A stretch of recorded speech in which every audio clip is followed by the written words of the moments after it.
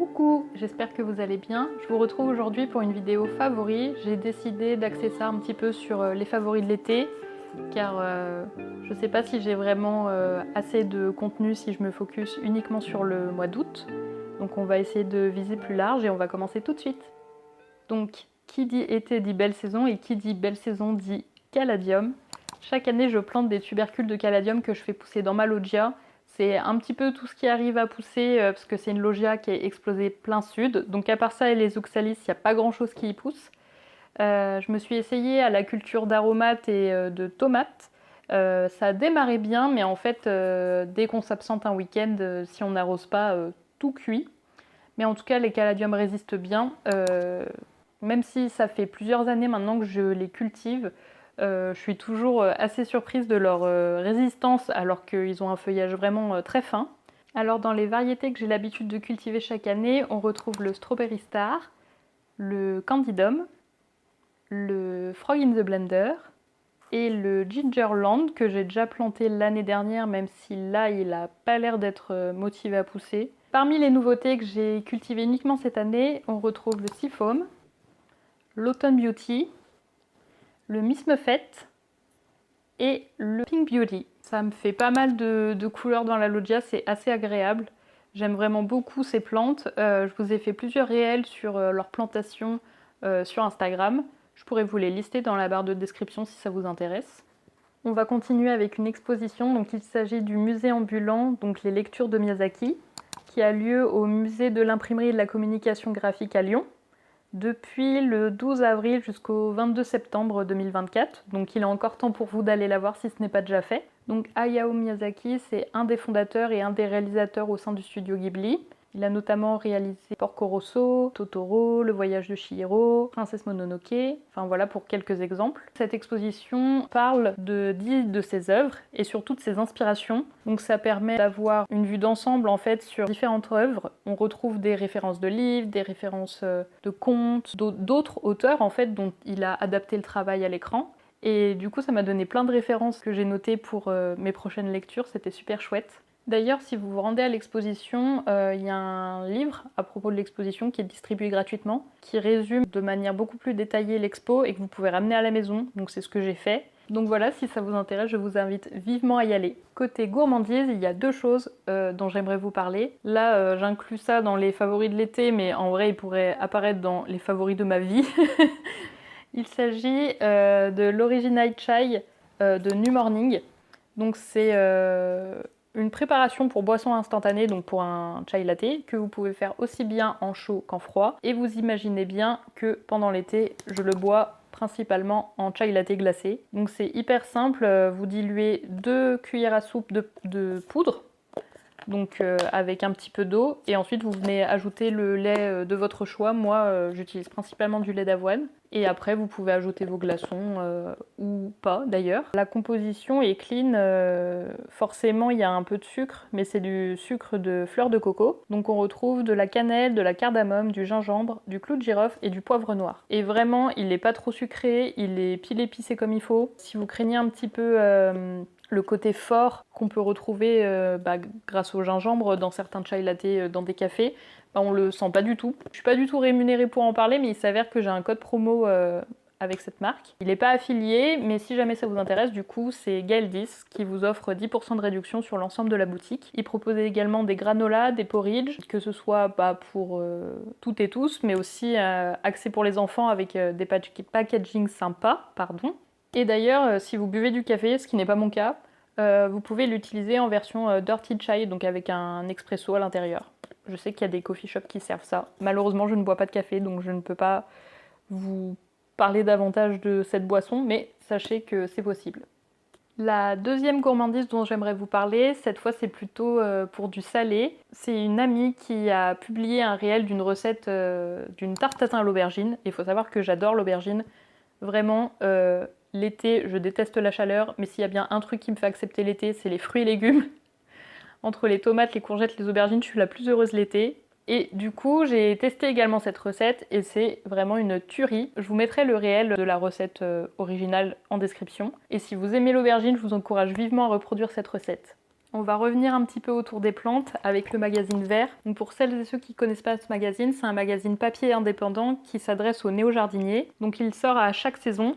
Là, en l'occurrence, c'est le numéro 18 donc de cet été. À chaque fois, il y a vraiment des sujets très variés axés sur la saison. Ce que j'apprécie, c'est que les articles visent à nous reconnecter avec le vivant, donc avec la faune et la flore autour de nous. Les autrices et fondatrices de ce magazine encouragent des pratiques raisonnées. Il y a pas mal de recommandations, pas forcément dans ce magazine-là, mais dans la plupart. Il y a des recommandations sur des lieux à visiter en France, il y a des interviews d'acteurs et d'actrices du milieu des plantes. Vraiment, il y a des numéros qui se focalisent sur les insectes et les animaux de nos jardins en France et c'est vraiment super intéressant. Si vous les connaissez pas et que ça vous intéresse, vous pouvez les trouver dans différents points de vente.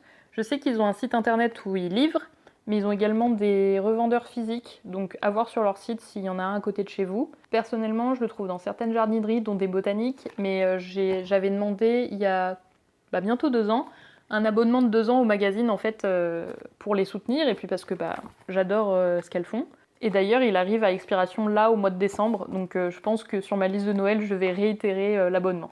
Pour continuer sur la lecture, mais là c'est plutôt un roman, donc j'ai découvert cet été le livre de Durian Sukegawa, donc Les délices de Tokyo. Je ne l'ai pas encore terminé, mais je le dévore. Je l'ai commencé la semaine dernière. Pour être sûr de ne pas vous spoiler, je vais simplement vous lire le résumé, ce sera plus simple. Écoutez la voix des haricots. Tel est le secret de Tokue, une vieille dame aux doigts mystérieusement déformés pour réussir le han, la pâte de haricots rouges qui accompagne les dorayaki, des pâtisseries japonaises. C'est des petits pancakes. Délicieux. Sentaro, qui a accepté d'embaucher Tokue dans son échoppe, voit sa clientèle doubler du jour au lendemain, conquise par ses talents de pâtissière. Mais la vieille dame cache un secret moins avouable et disparaît comme elle est apparue, laissant Sentaro interpréter à sa façon la leçon qu'elle lui a fait partager. Magnifiquement adapté à l'écran par la cinéaste Naomi Kawase, primé à Cannes, le roman de Durian Sukegawa est une ode à la cuisine et à la vie, poignant, poétique, sensuel, un régal. Voilà, moi j'ai été très touchée par les personnages, par le fait que ça a beau être un roman quand même plutôt léger, il y a une certaine partie de l'histoire du Japon et du rapport au passé des personnages, pour rester évasif, qui est hyper intéressant.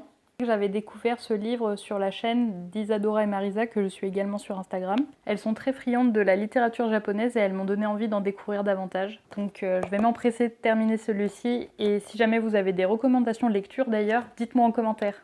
Pour les favoris suivants, je me suis armée de mon ordinateur pour éviter de dire n'importe quoi. Vous l'avez peut-être vu sur Instagram, mais j'ai commencé un nouveau jeu sur Switch. Il est également disponible sur PC, il me semble. Mais en tout cas, il s'intitule Moonstone Island. On est un alchimiste qui doit terminer sa formation.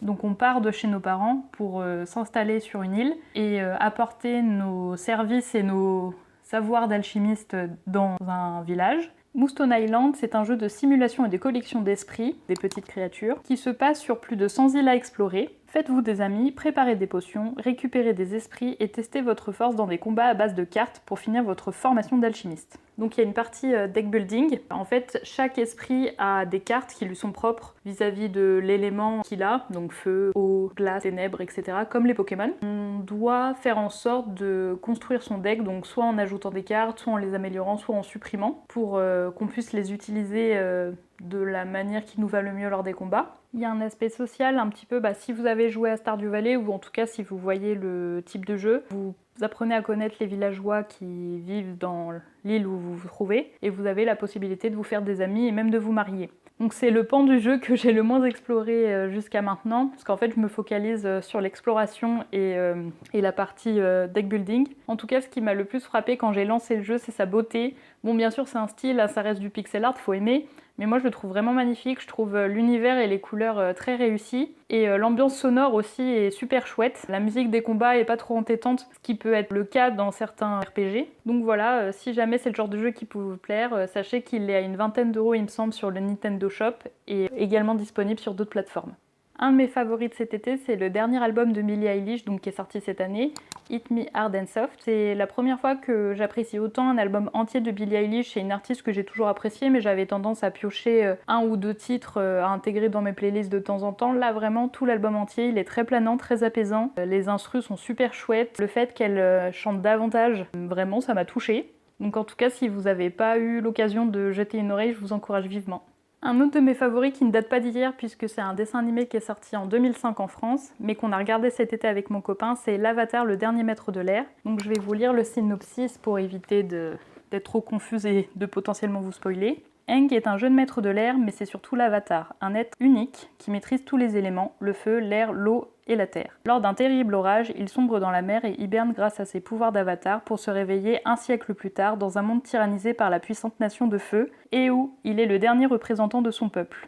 Aidé de ses deux amis de la tribu de l'eau, Aang va devoir réveiller l'Avatar en lui, apprendre à contrôler tous les éléments et se battre contre la menace que les maîtres de feu font peser sur le monde. Donc ce qui m'a vraiment marqué dans ce dessin animé, c'est vraiment le fait qu'il soit très moderne pour un dessin animé de 2005. C'est des personnages qui vont totalement à l'encontre des stéréotypes de genre, qui en jouent même, qui en rigolent. C'est pour le coup très inclusif. Ouais, les personnages sont bien écrits, l'histoire est prenante. Mes personnages préférés, c'est Hiro, l'oncle de Zuko, et Appa, le bison. La suite est disponible en BD. Il y a également une autre série qui est liée, qui se passe 70 ans après, si je dis pas de bêtises. Il y a une série en live action qui est également sortie sur Netflix. Je pense qu'on la regardera, mais là on fait une petite pause parce qu'on vient de terminer le dessin animé, donc on va voir d'autres choses avant de se replonger dans l'histoire. Donc pour enchaîner avec les séries puis les films, je voulais vous parler de Suzume, un film sorti en 2022, réalisé par Makoto Shinkai. Donc je vais vous lire le synopsis du film. Dans une petite ville de Kyushu, une jeune fille de 17 ans, Suzume, rencontre un homme qui dit voyager afin de chercher une porte. Décidant de le suivre dans les montagnes, elle découvre une unique porte délabrée au milieu de ruines. Suzume tourne la poignée et d'autres portes s'ouvrent alors aux quatre coins du Japon, laissant entrer toutes les catastrophes qu'elle renferme. L'homme est formel, toute porte ouverte doit être fermée. Suzume entame un périple en vue de toutes les refermer. Donc déjà, d'un point de vue visuel, c'est juste une claque. Les dessins et les couleurs sont incroyables, l'animation est folle. L'histoire est très touchante. Évidemment, j'ai pleuré. Donc bien évidemment, il faut aimer l'animation japonaise, mais je pense que vous l'avez compris avec ses favoris, c'est plutôt quelque chose que j'apprécie. Il y a également 3 Saramis dont j'aimerais vous parler. La première, c'est Mimi Studio Art sur Instagram. Donc c'est Mathilde qui est suisse, qui vit à Lausanne et qui a un univers très mignon, plutôt dans les tons pastels et naturels, donc avec une influence de la culture japonaise. On retrouve Totoro, Bulbizarre notamment, Hamtaro et d'autres figures un peu connues, mais également des petits hamsters mignons, un léopard, enfin c'est vraiment super chouette.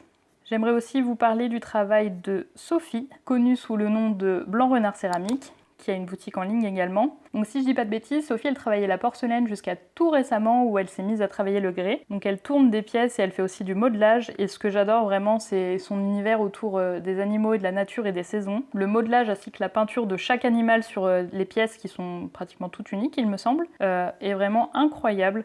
Je rêve d'avoir une de ces pièces à la maison. Elle fait des mugs avec des renards, juste incroyable. Et la dernière céramiste dont j'aimerais vous parler, c'est Mélanie Alchemy. Donc Mélanie, elle est française, elle fait des collections un petit peu selon les saisons. Donc elle s'inspire des saisons de l'année pour réaliser différentes tasses principalement. Donc elle a fait une collection de printemps qui était autour des papillons et des fleurs, dans les tons roses et crème, il me semble. Sa collection de Noël de l'année dernière était vraiment magnifique. Et ce que j'avais adoré et ce qu'elle va reproduire cette année, c'est pour ça que je vous en parle, c'est des mugs en forme de citrouille. Donc j'en possède un à la maison. Elle va en reproduire cette année, donc n'hésitez pas à la suivre sur Instagram ou carrément à vous abonner à sa newsletter pour ne pas rater la vente. Le dernier favori dont j'aimerais vous parler est un podcast. Donc cet été, le podcast Émotion appartenant à Louis Média a sorti une série qui s'appelle La maladie d'amour. Donc pour vous donner quelques titres d'épisodes, comment les mots construisent l'amour, le hasard gouverne-t-il nos relations amoureuses, que se passe-t-il quand on tombe amoureux, peut-on s'aimer sans se toucher, est-on infidèle par nature? Et en tout cas, de manière globale, Émotion, ça fait partie des podcasts que j'adore écouter. Ça rejoint un petit peu, pour celles et ceux qui connaissent Transfert, c'est des témoignages de vie, mais dans Émotion, on retrouve un côté un petit peu rationalisé. En fait, on va essayer de venir expliquer les émotions. Souvent, il y a un ou une experte qui va étayer les propos tenus dans le témoignage de la personne. Et c'est vrai que les podcasts d'expérience de vie comme ça, c'est ceux que je préfère, parce que on se nourrit pour le coup de l'expérience de vie de la personne, et ça permet aussi de se questionner par rapport à sa propre vie, et je trouve ça assez chouette. J'espère en tout cas que ce format vous aura plu. C'est un format que j'aime beaucoup regarder car ça permet de découvrir pas mal de choses, donc j'espère que je vous aurai fait découvrir quelques éléments. N'hésitez pas à me dire qu'est-ce que vous avez aimé cet été. En tout cas, je vous remercie d'avoir regardé la vidéo jusque-là. J'ai eu quelques soucis au niveau du tournage avec plusieurs coupures de caméra. J'espère que ça ne se sentira pas trop lors de la vidéo. En tout cas, je vous remercie. N'hésitez pas à commenter, liker et vous abonner si ce n'est pas déjà fait. Je vous dis à bientôt. Bye!